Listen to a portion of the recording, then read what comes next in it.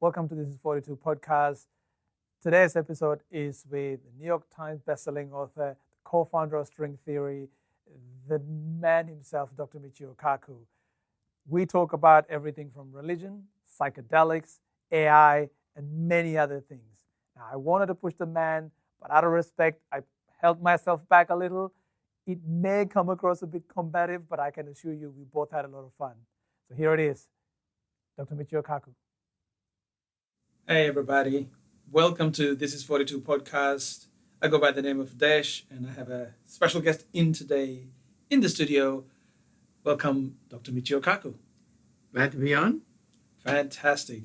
I think, among many thousands of people, at least in Australia and New Zealand, been following your scientific endeavors for quite a while. It's been interesting to see how you tackle science in the media and the mainstream. So I've got a lot of things I want to talk about, but I'm gonna try to keep it a bit different, so it's not the stuff you can find on YouTube. So look, I wanted to ask you, there's some people within the physics community who think string theory is somewhat irrelevant. I saw a white paper by a scientist by the name of Eva Silverstein from Cornell University, and the title of the paper was "The Dangerous Irrelevance of String Theory." Now, the paper itself is not a takedown of the string theory, but it's just sort of adding to sort of apparent growing concerns over string theory and its place in science today. I mean, Neil deGrasse Tyson said, just because they want it to be elegant, that doesn't mean universe agrees. What do you have to say to people who are critics of string theory? Well, I think it's a good thing because truth comes out of debate with incorrect ideas. And that is the lifeblood of science. And so we want to have as much controversy as we can.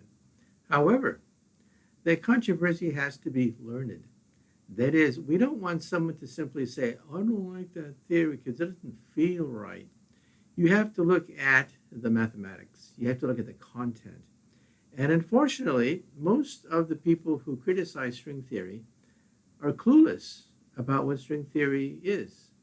For example, there is a famous Nobel Prize winner from Harvard who criticized string theory, was perhaps the leading critic of string theory. And he published a picture of two strings colliding in his book. And the caption of the picture was, "This is the sum total of everything I know about string theory." So I said to myself, well, that's silly. I mean, he's criticizing string theory by saying that this one little picture is the entirety of his knowledge about string theory. I would have hoped that the critics of the theory would propose a counter theory. However, how many counter theories have been proposed to string theory? And the answer is 0. There are no competitors to string theory. Now, some people, in all fairness, come up to me and say, Professor, maybe I don't like string theory. Give me an alternative. Give me plan B. Give me another alternative. And I tell them, there is none. If you want to create your own theory of gravity and all fundamental forces, by all means do so. Win the Nobel Prize. Be declared to be the next Einstein. But don't simply bellyache and simply say, I don't like this theory because it doesn't feel right. So I think that correctness arises from struggle with incorrect ideas, but it has to be a learned debate. We can't debate ignorance. Well, one position that simply says, I don't like this theory, is not a tenable scientific argument. Right. So from moving on from the arguments against string theory, there's plenty of, you can find out what string theory is about. You've explained it so often, and I've been traveling with you for the last few days, and it's like almost everyone is like, I know you've already answered this, but let me ask you what string theory is. So I'm not going to ask you what string theory is. But I've been trying to wrap my head around what's the difference between superstring theory that you propose versus what one would call string theory. Is it the same, or is there two different versions? Well, they're basically the same thing. Right. You see, symmetry, we now realize, is not just a beautiful thing, Right. but it's actually the key to the entire universe. Symmetry. We have a theory of almost everything. The theory of almost everything is called the Standard Model. It's rather ugly, but it works. It describes all known phenomenon from the inside of a proton all the way out to the Big Bang, except for gravity. So the Standard Model, what makes it work? We now realize that what makes it work is a symmetry. It has a symmetry that turns quarks into electrons and electrons into quarks, like a shell game. Right. Think of an ice crystal. An ice crystal has a symmetry such that if you rotate an ice crystal, it rotates into itself again. It has a symmetry. So the same thing with the theory of almost everything. You rotate the theory, the quarks turn into electrons, the electrons turn into quarks, and the theory remains the same, just like an ice crystal. Now, what we want is an ice crystal that contains all particles of the universe. We want the universe as an ice crystal, so that when you rotate this ice crystal, which represents the universe, it remains the same. So you need a symmetry, a supersymmetry, a gigantic symmetry which rotates all subatomic particles into itself, and that is supersymmetry. Supersymmetry is the only symmetry known to science which can rotate all known subatomic particles into itself. It is gorgeous. It is beautiful. It could be the final symmetry of the entire universe. It is the symmetry of the string. Right. So, as anyone ever asked you, I remember when we worked together in 2004 and we organized a tour, I invited an intelligent friend of mine, and he wasn't really into science per se. He enjoyed it, but at the end he made a comment. He said, I asked him how was the event. He said, that was great. It was like what people talk about when they're high. So that's what he thought. He thought because it was, pothead talk, because of questions, and people generally ask you questions that sounds super strange to people. So the question I want to ask you is, have you ever done any psychedelic drugs? The answer is no. No. And people sometimes say, well, don't you want to expand consciousness? Mm. Well, yes, but consciousness has to be based on reality. That is, you want to expand your understanding of reality. However, if you go into a direction of hallucination, it's infinite, it's unbounded. Now, there is one instance where a hallucination apparently led to a minor scientific discovery, and that's the discovery of benzene. If you look at the benzene molecule, the carbon bonds are in a circle, and according to lore, we don't know if it's true, the person who understood the structure of benzene had a dream about a snake biting its tail. Right. And he was trying to figure out how can you possibly make a benzene molecule out of its carbon atoms. And he realized it's a circle. He didn't realize that. So he put it together, and bingo, that gave us the benzene molecule. But in the history of science, to my knowledge, that is the one and only time where a hallucination led to deeper insight into reality. Einstein, Newton, to the best of our knowledge, did not take drugs. So there's a growing movement recently. There's a resurgence. So in the 50s and the 60s, or 60s really, there was there was a real large group of people in the West who took LSD and multiple drugs, and there was it was a thing to do back then. But then multiple administrations took a hard stance on drugs. and it got, completely changed. But one particular drug from the 50s has had relatively low input from politicians when it comes to its research. Psilocybin, aka magic mushrooms. When the scientists started doing research on it, they didn't use LSD because LSD had a really terrible history attached to it. But psilocybin, people didn't know what it was. And psilocybin research goes all the way back to 1950s. Harvard ran a range of studies, and from what I've read recently, there seemed to be a plethora of neuroscientific research coming out, and there seemed to be a rather promising outcomes with this particular hallucinogen as a treatment for anxiety disorders, depression, and various addictions. And with regards to addiction, especially like nicotine addiction, it seemed to have very, very high rate of people being removed from the addiction just from one dose. It's not a traditional way of giving somebody a pill. Rather, it's a controlled environment, and basically, it's an induced trip. How do you feel about that? Like, if there's actual medical benefits from a drug that is a specific drug that doesn't have the side effects of a nicotine or alcohol, do you think that science should go down that direction and research? Well, I wrote a book called The Future of the Mind, Yes. where I had to look into the past. That is, what do we know about drugs, the human brain, and so on and so forth? And I came across MK Ultra. MK Ultra was a top secret program financed by the CIA and different government agencies, whereby they would finance studies on psychics, paranormals, hypnotists, all sorts of psychedelic drugs. This was an exhaustive look at these so-called fringe areas of science, because it was believed that the Russians were doing the same thing.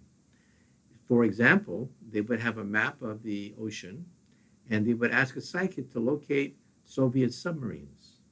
Can you find on a map, using pins, can you pin the map and locate the position of Soviet submarines? There's hundreds of these tests, and you can Google it. You can look at the MK Ultra studies yourself. Just Google looking at it right MK now. Ultra. And you find that of all the hundreds of studies that they did, not a single reproducible study was of any use to the government. Hypnotism, talking to paranormal psychics, psychedelic drugs, they were found to be unstable. That is, you could not get solid reproducible results from these things. And so the government basically folded it up and said, nope, we can't find anything useful. Now, I'm a scientist. I realize that we have to look at different kinds of avenues, even though we may have a certain prejudice one way or the other. But psychedelic drugs are fair game, and there has been some research. But my personal point of view is severalfold. First of all, we are in our infancy. Infancy in terms of just beginning to do controlled scientific experiments on these drugs. Because, of course, the reaction in the 70s and 80s against this kind of research was fierce. And many people in academia denounced the CIA for doing these cockamamie studies and wasting taxpayers' money and coming up with absolutely zero reproducible results that could be of any use for the CIA. So, reproducible results, that's what we need. But we are in our infancy in terms of knowing about these things. That's the first thing. Second thing is that we are playing with fire.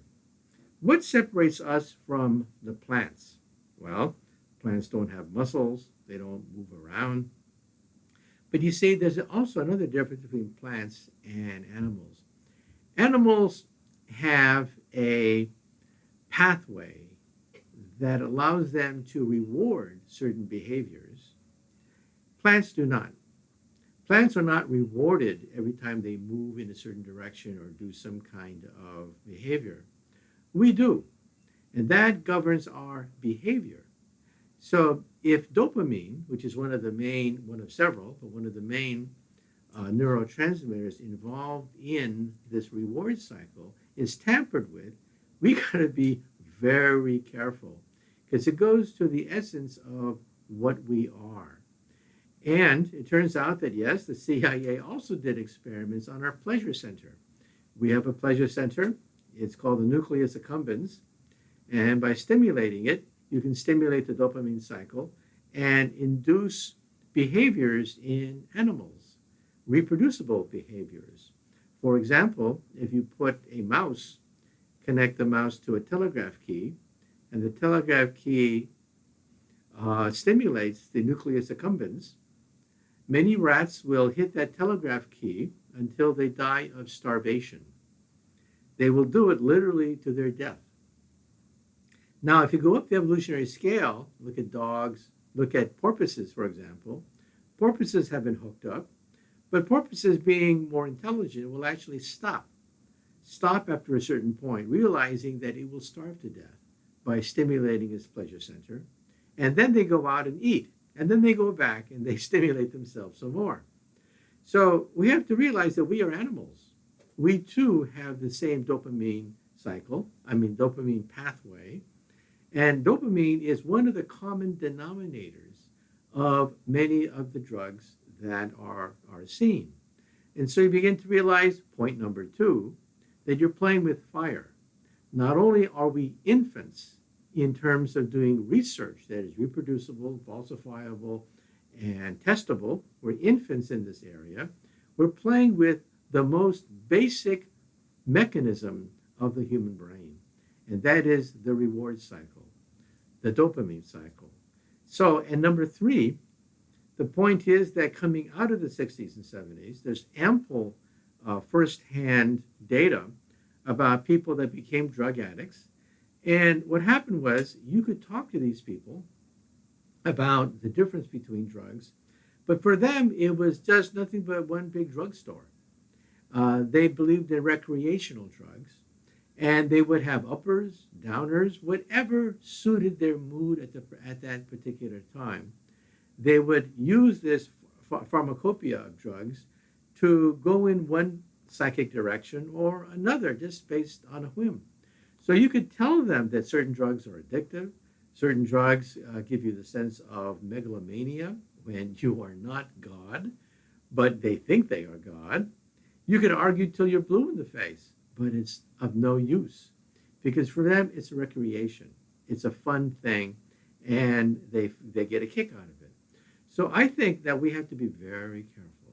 I'd like to just add one thing there. I was just doing a little bit of research. So psilocybin, the particular drug I was talking about, the drug that's in magic mushroom, has no affinity for the dopamine D2 receptors.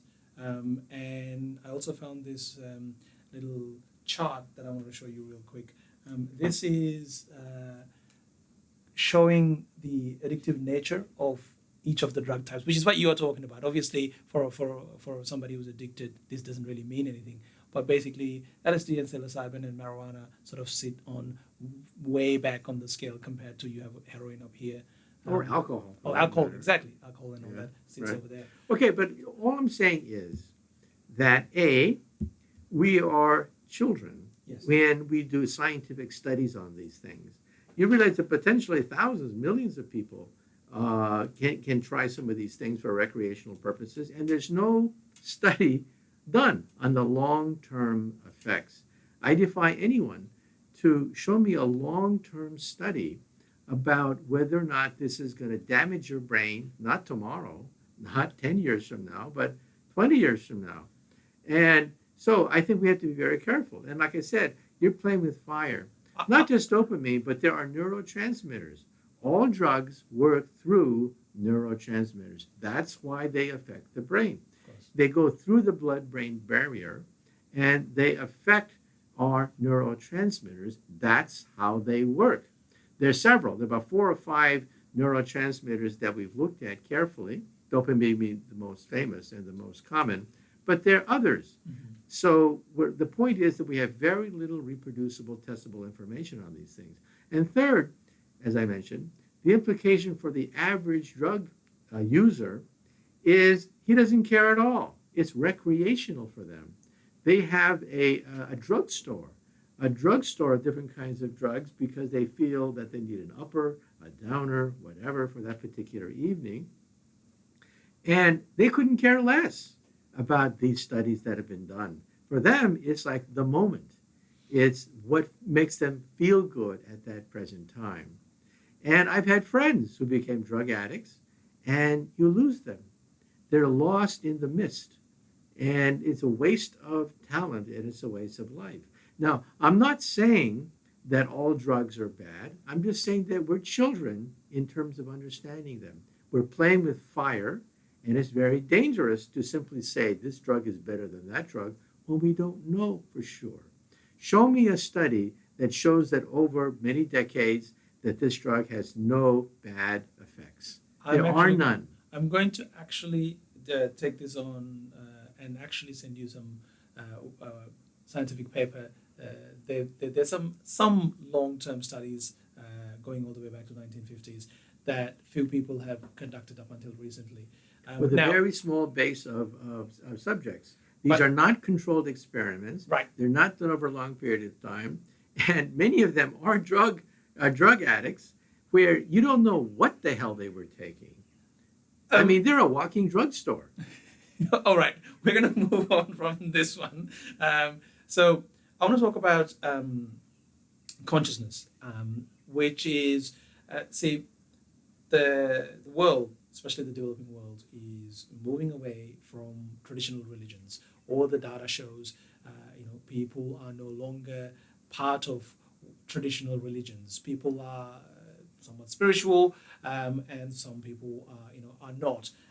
But with that, there is a vacuum that's been created, and a whole heap of New Age philosophies have taken hold of people. So there's people who believe in a range of things that back in the day would have considered to be part of a religion, but they stand on their own. So, and they tend to use consciousness as like a key word. Now, I've got a lot of questions on this one, but I'm going to start off with something that I heard. There's a theory that fuels some of these sort of New Age beliefs, which is the missing link between the two theories you're trying to connect with string theory. The missing link is consciousness. Have you heard of people saying consciousness is the missing link for you to the theory of everything to be completed? Well, yeah, but you have to define your terms. You realize that 20,000 papers, if you Google it, 20,000 papers have been written about consciousness, with no conclusion whatsoever. Never in the history of science have so many devoted so much to produce nothing, almost nothing, in terms of things that are reproducible. Now, let me say a few things about what you mentioned. Right. Yes, it's true that in the developed nations, religion has less of a hold, but it still has a hold in terms of New Age philosophies or different kinds of philosophies. And the question is why? Part of it has to deal with the fact of evolution and genetics. There's no science gene. There's no gene that you can sequence in the human body where you say, there's the science gene, okay? However, there is a gossip gene, I'm sure. There is a gene for jumping to conclusions. There is a gene for finding meaning when there is no meaning. That's what we do. We like to find meaning when sometimes there really is no meaning at all.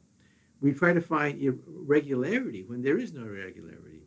Let's do an experiment. Just look up in the sky and look at the clouds. What do you see in the clouds? Well, you see cartoon characters, you see boats, ships, you see airplanes, you see toys, all sorts of things in the clouds. Why? because we are genetically hardwired to see things that are not there. Now, the point I'm raising is there's no science gene, but we have a yearning for meaning. Maybe meaning exists, maybe meaning doesn't exist in what you're looking at, but we have a yearning for that. And that's why I think there's a God gene. I think we are genetically hardwired to believe in some kind of deity, some kind of meaningfulness to make sense of the universe. And for our evolution, that was actually a good thing. Because unless we do have a glue, like religion, that glues us together, we fight and we destroy each other. And I think, therefore, religion and science are, in some sense, two sides of the same coin. You see, when we emerged from the forest, we were apes that gradually became intelligent.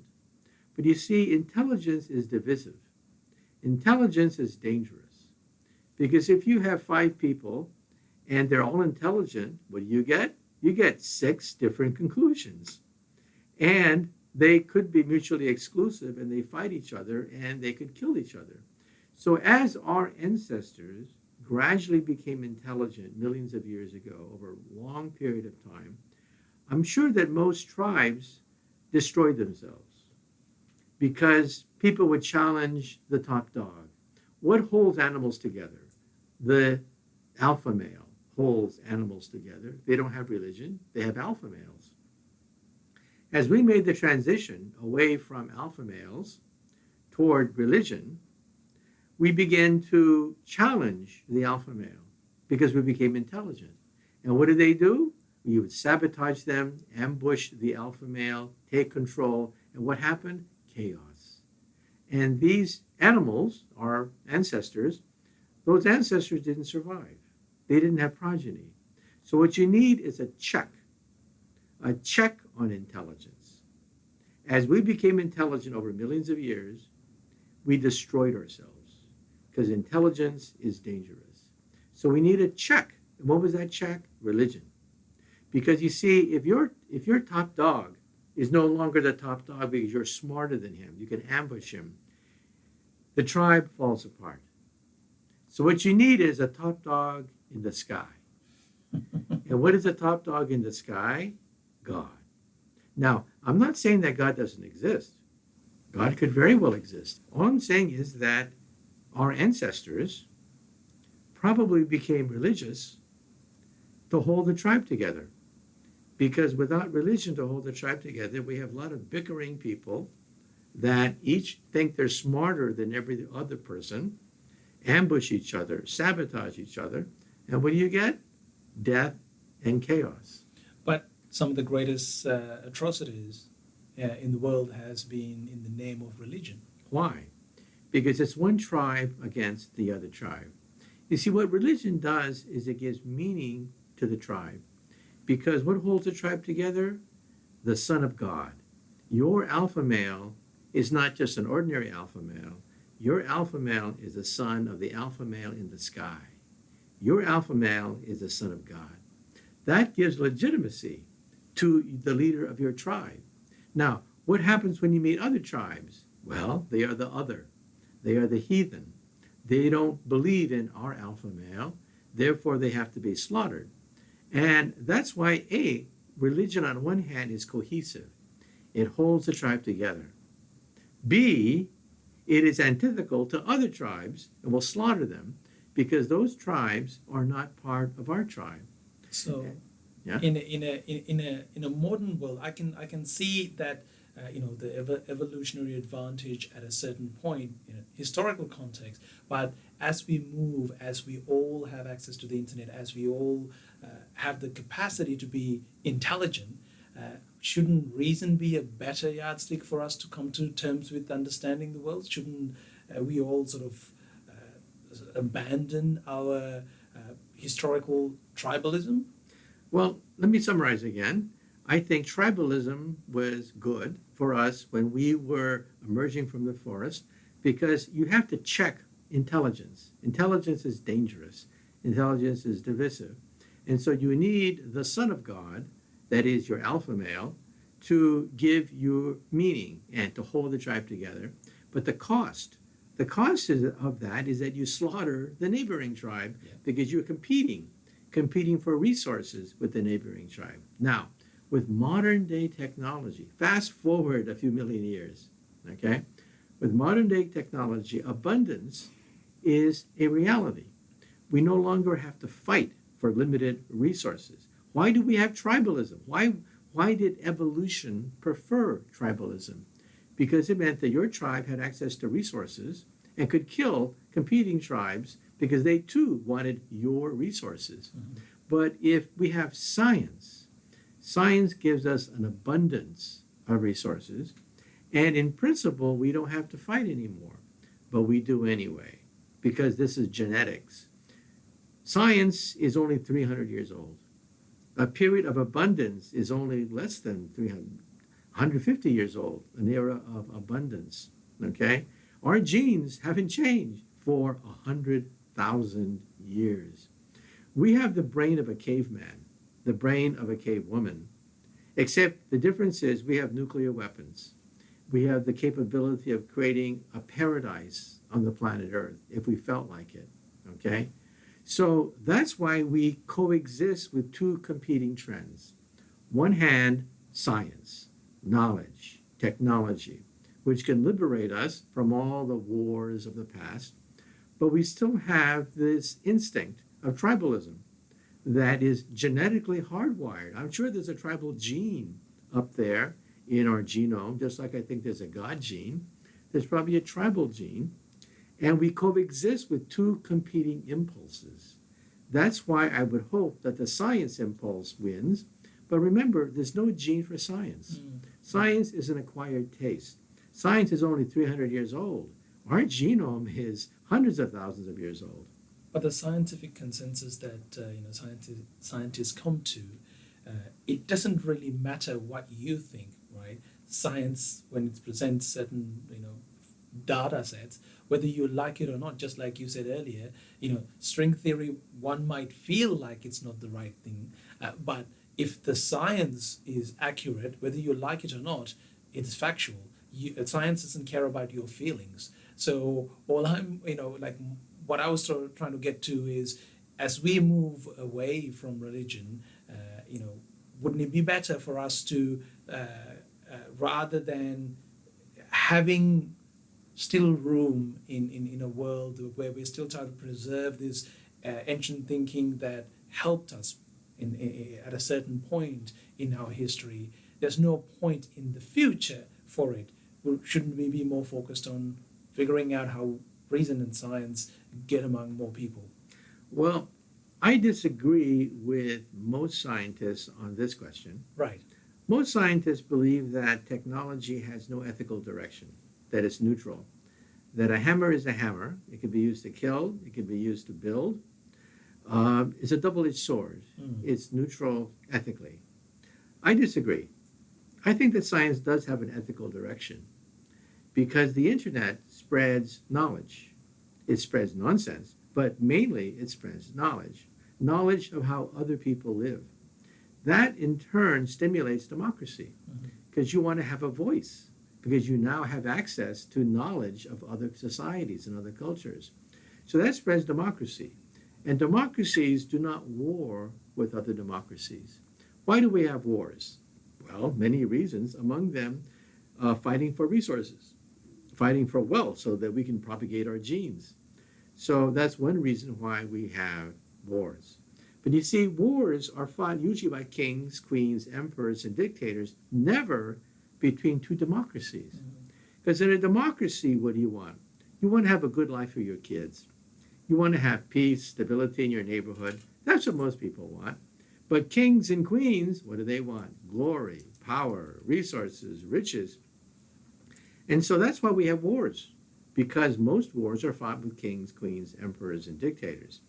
We have never had two major democracies war with each other. So I think as technology spreads, democracy will spread, and the fires of war, we'll still have them, of course, but will be lessened as a consequence. And so I think that is a good thing. Now, how this unfolds, I don't know, because each society has to decide for itself democratically how to divide up resources and how to make decisions collectively. Each society by themselves have to make that democratic decision.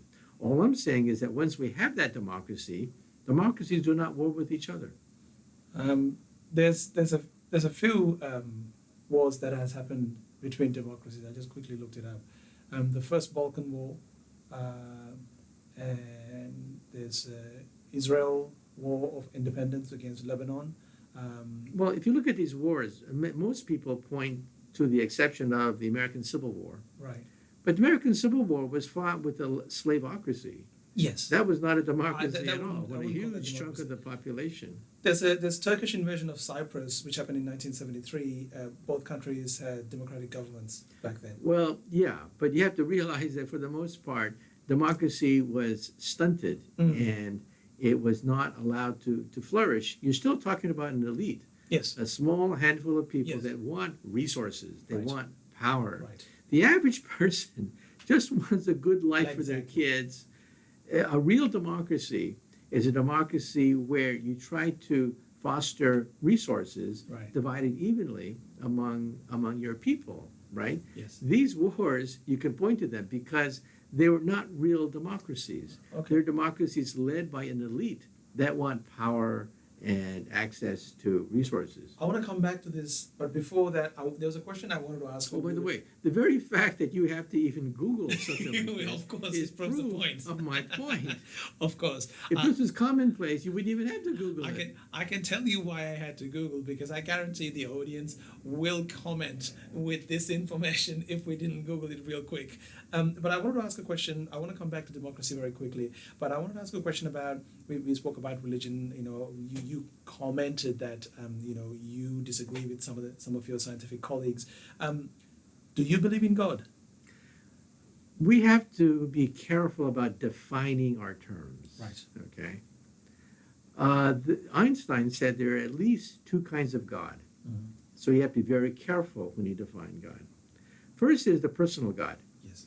the God that you pray to, Yes. the God that smites the Philistines, the God that gives you that Christmas bicycle that you've always wanted, and you pray and pray to get that Christmas bicycle. Einstein did not believe in a personal God. I mean, why would the God that created the universe care what kind of toy that you got for Christmas, right? So Einstein thought that, well, God would have more important things to think about. Like what? Like the structure of the universe itself. He believed in the God of Spinoza, the God of beauty, harmony, the God of simplicity. The universe could have been random. The universe could have been chaotic. It could have been messy. For example, when you do string theory, you realize that most universes that you come up with are unstable. The proton decays. Atoms don't exist. You have an ocean of neutrinos and electrons in most of these universes. So you begin to realize that our universe is really special because it is stable, it is beautiful, gorgeous, creates atoms, while most of the other universes are unstable, disintegrate to a bunch of a mist of subatomic particles. Now, Galileo was asked these questions, and Galileo's answer was very simple. That is, what is the purpose of science? The purpose of science is to determine how the heavens go. What is the purpose of religion? The purpose of religion is to determine how to go to heaven. So in other words, science is about natural law, while religion is about ethics, about how to be a good person, how to obey your elders, and how to be a nice person. Now, the problem occurs when people who are scientific pontificate about ethics, or when religious people pontificate about natural law. That's when we get into trouble. But you see, if you keep them separate, there's really no trouble at all. So Einstein didn't see any particular conflict because, of course, all of us yearn to understand the nature of things and the nature of the world around us. He thought that he was like a little boy entering a library for the first time, And this library was huge, gigantic. All the knowledge of the universe contained in this library. And all he could do was open the volume 1, page 1, and read the first paragraph. While before him was this ocean of knowledge, beauty, simplicity, elegance. And that's how Einstein conceived of things. Not a personal God that smites the Philistines, kills your enemies, and rewards your friends, but a God that created this gigantic library, which is beautiful, gorgeous, and it didn't have to be that way. So the long-winded way of answering, do you believe in God? So basically the answer is you do not believe in a personal God, but possibly how Einstein... The God of Einstein. God right. of Einstein. Right. Okay. So how do you find meaning in that?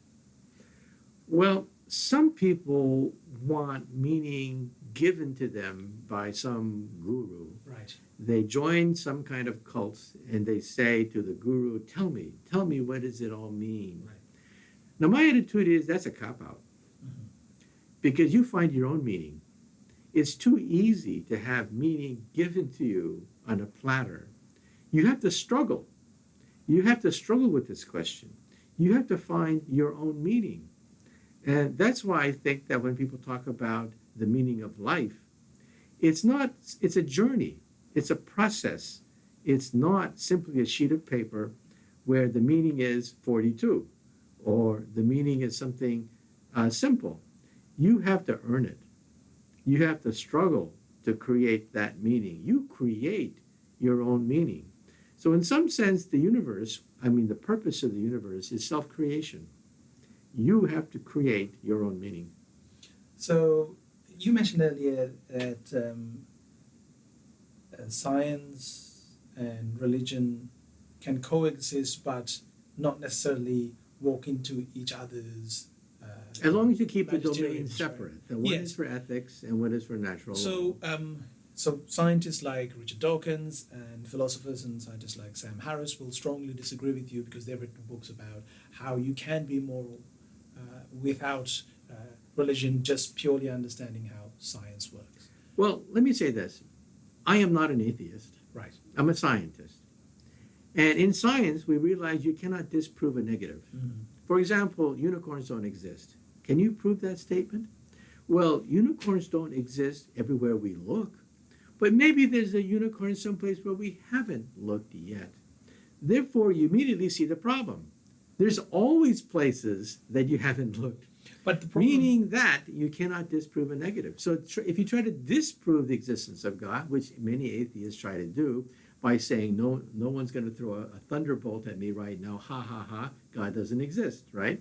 I've just insulted God, and there's no thunderbolt from heaven. Well, but you see, maybe that thunderbolt will come another day or in a different way. You cannot disprove a negative. I think it's pointless. Now, I'll say this. 1,000 years from now, people will have the same discussion about God with the same conclusion, I don't know. Yes. You see, 1,000 years from now, they'll be arguing the same thing. I think the argument atheists make is not necessarily disproving a God. I mean, from my point of view, I think it is not very difficult to come to a point where the God of Abrahamic religions it is exactly described way that is unlikely. That one can come to that conclusion. A personal God without any attribution to an organized religion, that may be another conversation, but a God described in most religions, or gods described in some Eastern religions, they can be, if you go through the religious texts, you can come to the conclusion in that manner that is unlikely. The problem is, it's not really people having personal beliefs, it's when religion has a way of impacting not just the person who believes, it has a way of impacting societal impact. It has a way of impacting policy, like America having, abortion debates and euthanasia debates. They all, the opponent tend to be generally a religious opposition. That's where I think some people, many people have issues with religion in that context. I don't think anyone has an issue with what you believe in your personal space. Well, I think we have to be careful not to set up a straw man Right. and smash a straw man and say, ha, I've proven my point. Right. You see, there's something called the God letter. Sure. It's been in the headlines recently. A letter written by Einstein himself in his own handwriting about God. And it says that if you take a look at, for example, the Jewish religion, which he singles out in this letter, there's a lot of childishness in that. But it doesn't mean that God doesn't exist. I think the interpretations of many people was incorrect. Einstein said many times he's an agnostic. He doesn't know if God really does exist or really doesn't exist. He thinks there is a God of Spinoza, but he couldn't prove it. And so many people say that when Einstein wrote that there is no God, he simply meant there is no personal God of different religions like the Jewish religion, which you can say has many childish parables and stories that obviously violate the known laws of physics. And so I think we have to be careful not to set up a straw man. Now, when the atheists point at different religions of the world, they can laugh all they want by showing that this God obviously violates this law of physics, that God violates that law of physics, ha ha ha, therefore they're all wrong. I think that's going too far. And I'll say something else. I'll say that what is the fire that animates theists, not atheists, but people who do believe in God? The anger, the fury that aggravates them is when they're provoked. That is, if you want to create a debate where there's no debate and antagonize people who are religious, the thing that antagonizes them the most is when someone says to them, your God, not my God, but your God does not exist and it's a fiction. That antagonizes people. And so I think we have to be careful that when we talk about religion, we don't insult people. Because it's so easy to say that your stories, like a straw man, are so obviously incorrect, like whales swallowing people. When was the last time a whale swallowed anybody, right? That you insult them. And people dig their heels in, and it makes it worse. I'm all in favor of dialogue, but reasoned dialogue, not dialogue that says you're stupid, you believe in God, therefore you must be stupid. What's wrong with you, right? I don't believe that's the way to do it.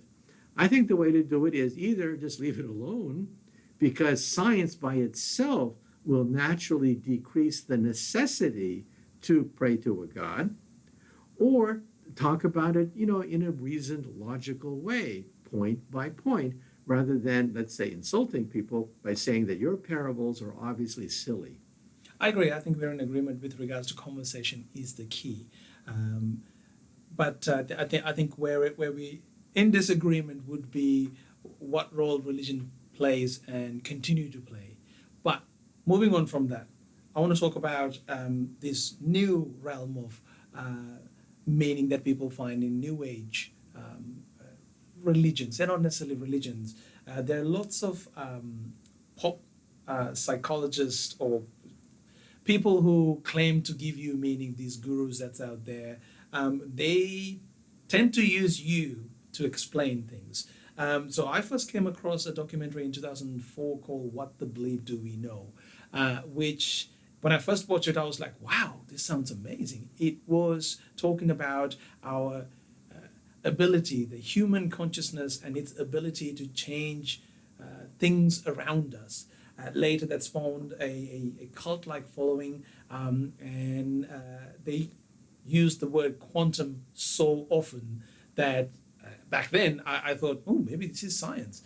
They reference you at some point, I believe, and then later there's been other documentaries, and there's a documentary called The Secret, which all talks about the same thing, our human ability to impact real life by sort of thinking about things and how we can bring abundance into life by thinking about it. There's a book called Think and Grow Rich. So I'm curious to hear from you as a theoretical physicist who understand the quantum realm than a lot of these gurus. When people use some of your science to then tell people that what humans can have, the impact humans can have to the physical world just by thinking, how do you, what's your take out on that? Well, first, let me say that there's a lot of fake websites out there, Right. some of which say that I can prove the existence of God, which I cannot, and I think it is unprovable, in fact. And they quote me, but I have no control of it. I sent them an email saying, please remove that statement from your website, but then it goes to another website and it starts all over again. But anyway, let's go to your main point. Yes. There is a debate in quantum mechanics. I teach quantum mechanics Right. to first and second year graduate students. There is a debate which can be taken the wrong way. Right. And that is that observation, in some sense, determines existence, but not that you can determine existence, not that you can shape existence to your will, but existence itself does depend on a certain form of consciousness. Now, let me explain. Let's put a cat in a box. This is called Schrodinger's cat, and you're not allowed to open up the box. Before you open up the box, according to quantum mechanics, the cat can exist in all possible states, dead and alive simultaneously. That sounds weird, but hey, this is the way we do physics. Electrons can be here or there. It works for electrons. It's called transistors. This is how lasers work. This is how transistors work. Electrons can be two places at the same time. Now, how do you know, therefore, if the cat is dead or alive? Well, obviously, stupid, you open the box, right? But that requires an observation. Observations are done by conscious beings. So consciousness determines the existence of a cat by opening the box. Now, how do you know you exist? Well, you exist because someone looks at you. Therefore, someone looks at you, you look at the cat, and the cat exists. But who looks at that person? A third person looks at the second person, looks at the first person, looks at the cat. Well, you have this infinite staircase of observers observing everybody until you reach God or cosmic consciousness.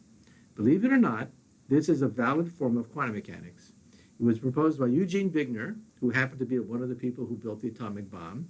And he wrote in his memoirs that, yes, he quoted from Indian scripts.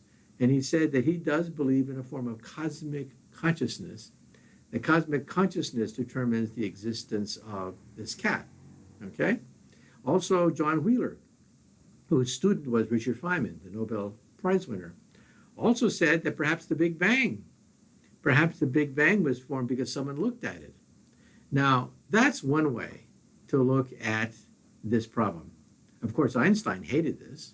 Einstein called this spooky action at a distance.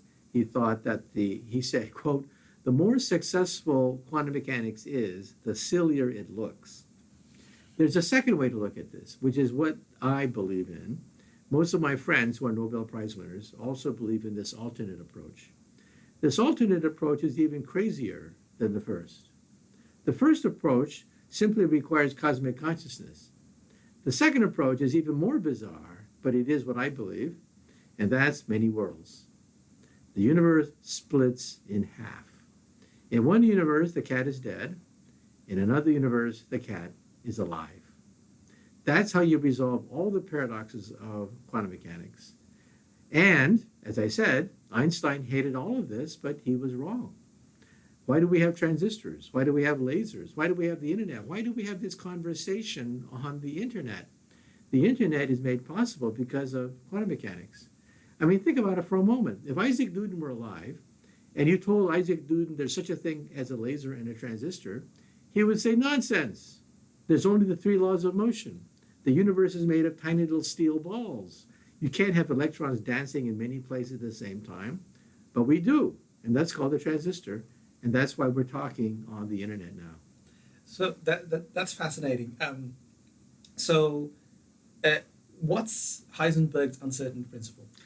It simply says you cannot know for sure the location and the velocity of an electron. Inherent ambiguity within the laws of physics itself, meaning that the electron is two places at the same time. Right. So this is what so when I, listen to some of these gurus that use the word quantum, these are the things that they point out to explain how we as conscious beings are having an impact on the material world. Because we look at something, thus it changes. Because two things can exist at the same time, or we don't know where things are, and we are the ones who are manipulating its existence. So when people follow these kind of teachings, what is the best way for one to explain the science? Just play a video of you just talking about what you just did? Well, I think we have to be clear that quantum mechanics is bizarre. Right. It's strange, Right. violates all common sense, but hey, it's real. It's what we call reality. But quantum mechanics does not allow you to reshape reality in your own image. Right. That's what some New Age people want. All I'm saying is that there is a valid interpretation of quantum mechanics, the dominant one, Right. the one that I teach, by the way. When I teach first year and second year quantum mechanics to grad students, this is what I teach. The Copenhagen Interpretation, which says that observation determined existence. However, that doesn't mean that you can determine reality. That's different. You see what I'm saying? Yeah, I do. There's a tremendous difference between those two sentences, but people gloss it over. But my personal point of view is even more bizarre than either of the previous interpretations, and that is many worlds, which of course gets us into string theory. Right. Because string theory is a many worlds theory. So I want to, a similar thing. So media tend to report science in sort of fantastical ways. I don't know if you remember Toby's star, the star that allegedly had a alien megastructure around it. There was the hypothesis, and it was reported everywhere. Everybody got really excited, and now obviously we know it was dust. Well, we don't know for sure. It's still controversial. But anyway, go on. Well, I thought the scientists who studied that came out, and their final finding was they now strongly believe it was dust. They believe. Okay. They cannot prove. Right, but They themselves said so. right, but they think it's highly unlikely it's an alien megastructure. Yeah, in fact, all these interpretations are highly unlikely. Right. Because we've never seen anything like it before. So there's another thing. This just came out. I think yesterday. So some Harvard scientists believe that the cigar-shaped object that went by Earth recently, Oumuamua, is potentially an alien probe. I don't know if you remember this thing. Yeah, I remember. You remember what it looks like, right? Yeah. So they're saying this is potentially an alien probe. I worry when such fantastical claims come out and then they get proven to be incorrect. Will there be a backlash towards science from the public? Like, oh yeah, you guys last said this was an alien megastructure, now it's dust. You said this is an alien ship, now we find out it's a type of, common object we didn't. My question is, some of these fantastical claims seem to be, in my mind, it's not going to help science, it's just hurting science. No, I tend to take the opposite point of view. Right. You see, science is invisible in our society, even though it's the engine of prosperity. Every single aspect of our prosperity, the food we eat, the water that we drink, all the benefits of modern science, we take for granted. And it's invisible. Scientists are also invisible.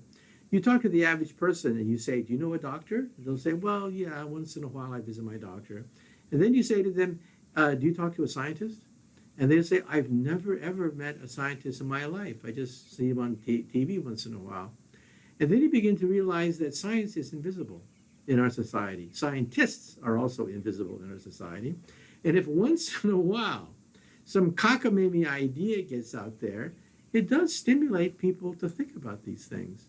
Because normally the average person spends all their time looking at the floor. Looking at I ask my students, what's so interesting about the floor? My students are always looking at the floor.